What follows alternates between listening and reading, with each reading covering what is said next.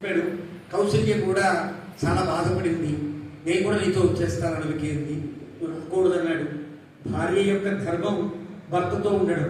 ఇప్పుడు కైకేయి ఈ రకమైనటువంటి ఉపద్రవంతో తండ్రి గారిని ఇలా ఒప్పించి చేసింది కదా. ఇక నుంచి తాను రాజమాత అయిన దశరథుణ్ణి ఇష్టపడి సేవ చేసే స్థితిలో తాను ఉండదు. ఏకాకి అయిపోతాడు. ఇంకా వదిలేస్తాను తండ్రి గారిని. అలాంటి ఏకాకి అయిపోయిన తండ్రి చూడవలసిన బాధ్యత నీకు ఉన్నది కాబట్టి నువ్వు భర్తల గురించి రావడానికి వీలేదమ్మా అని ఆవిడకి ధర్మం చెప్పాడు. ఎక్కడికెక్కడికి నువ్వు రాజు కావడానికి ఎన్నో అవకాశాలు ఉన్నా కూడా అన్నిటికీ ధర్మాన్ని చెబుతూ రావడం ఉంటాడు. ఇక్కడ నేను అవడానికి వీల్లేదు, తండ్రి గారి మాట వినవలసి ఉంటుంది. లక్ష్మణస్వామికి చాలా కోపం వస్తుంది ఈ అంశంలో.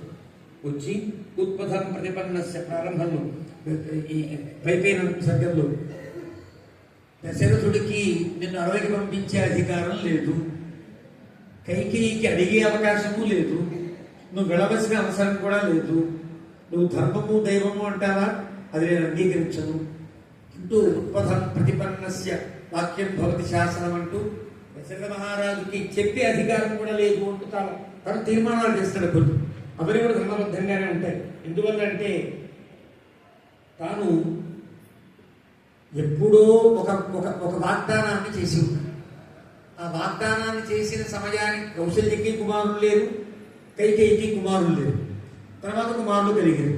నువ్వు జ్యేష్ఠుడు పోయి ఉన్నావు. ధర్మబద్ధంగా ప్రజలంతా నిన్ను కోరుకుంటున్నారు.